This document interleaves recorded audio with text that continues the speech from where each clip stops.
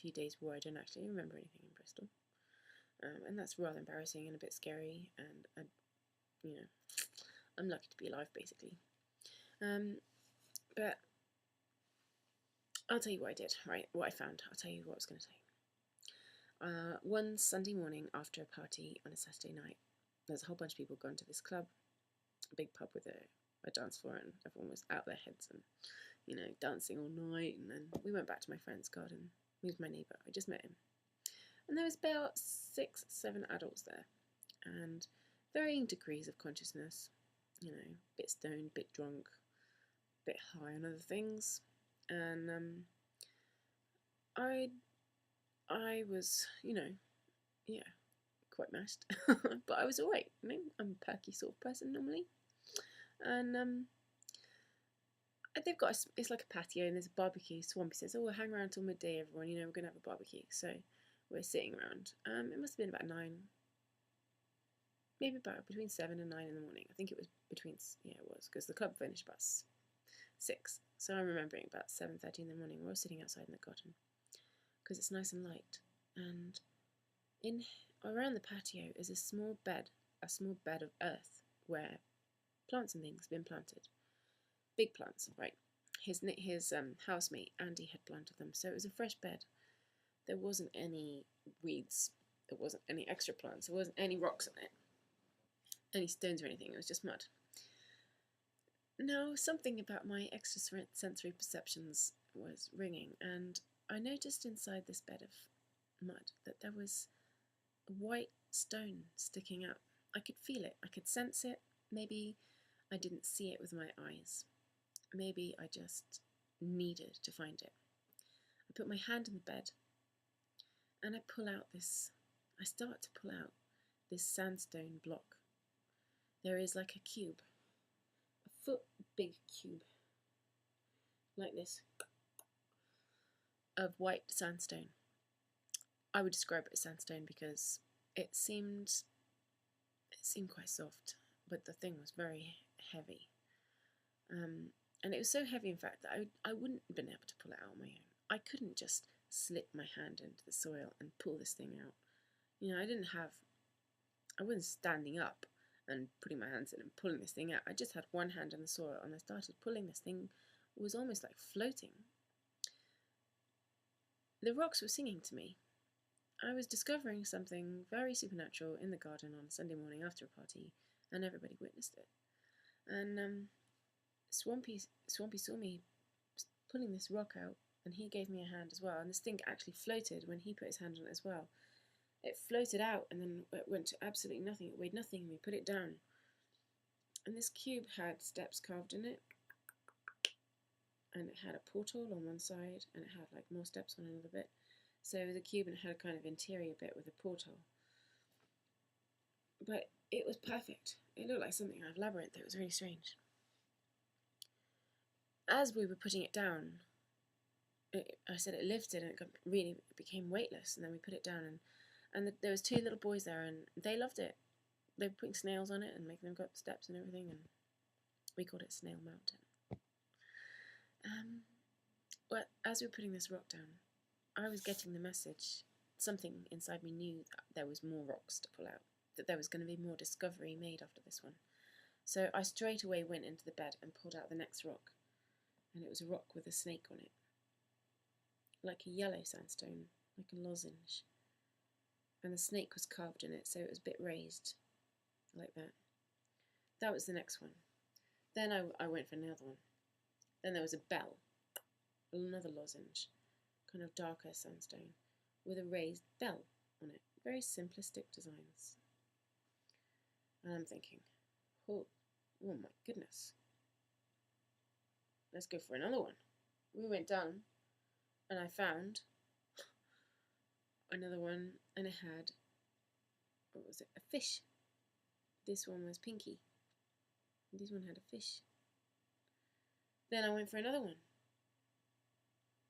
This one I thought, how can it be? I must be imagining this. This is the first time I've documented this as well, so this really means something to me. But I knew that there was more rocks, and they were coming out, and they were coming out clean as well. They weren't coming out covered in mud. They were coming out like they'd just been made. They were so fresh. They weren't ancient looking. There wasn't anything odd about them.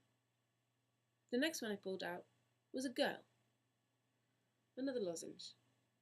A girl with kind of hair like this, holding her hands down here, a little dress, and her mouth open going, oh. Very simplistic design. And then I pulled out another one. And the last one I pulled out was a key. It was another lozenge and had a very simple key design on it. So we had 1, 2, 3, 4, 5, 6 huge rocks. There might have even been another small one, but I can't remember now. Because as each rock was coming out, I was becoming more and more wasted by the amount of extraterrestrial things which I have been through. I was being wasted, like it was blowing my mind.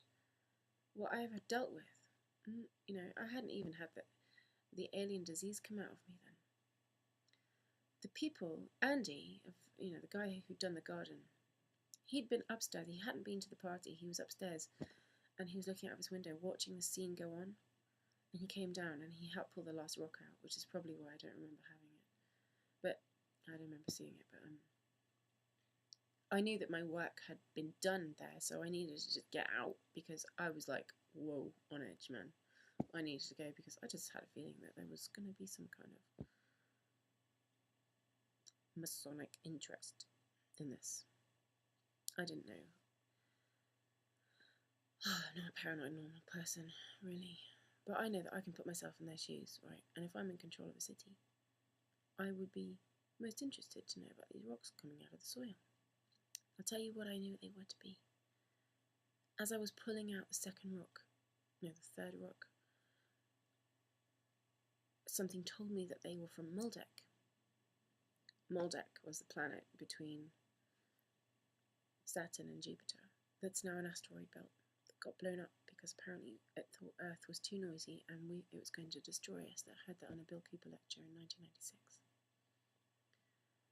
So by the time I was pulling out these rocks, I was just thinking, right, this is really, really interdimensional. These rocks weren't like sitting in the soil for hundreds of years, because parts of Bristol are hundreds of years old.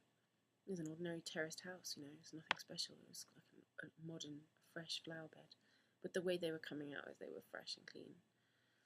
They were coming out very strangely, for a cube rock like that, quite dense. I was just like lifting like that. And Swampy just kind of helped me, and it went whoop. Anyway, I'm really glad to tell this and to make a recording of it, because after that, things got quite strange for me. They were quite strange anyway, but I just want to say that, yeah, I did it. I think it was a part of my mission. Oh, the part 2 to that is that in 2004, I was in a library in Cornwall and I was on the internet minding my own business, and there was this guy at the counter and he was giving one of the ladies shit, and he was just like with this old hippie character covered in silver stuff and wearing a really patchwork jacket and just shouting about Jesus and things. That too, I was really nutcase. And I was thinking, he's about to leave, and I was thinking, oh thank God, get out of here, just stop giving a shit. Then he said something, he went, and the shards of Maldek. I don't know if this guy was human or not, right? He wasn't a very nice, kind of easygoing person. But he said the shards of Maldek. This is 3 years after these rocks. I hadn't thought about these rocks. I didn't sit down and meditate about the stuff that I'd been through. I just got on with my next job. Which, it was so intense, but anyway. I stopped him in the library and I said, sorry, sir, I don't mean to interrupt you, but you just said something about the shards of Maldek. Do you know where I can get information about this? Are there any books on it or anything? And he looked and he said, we can't talk here. And he took me outside and he sat down on a bench.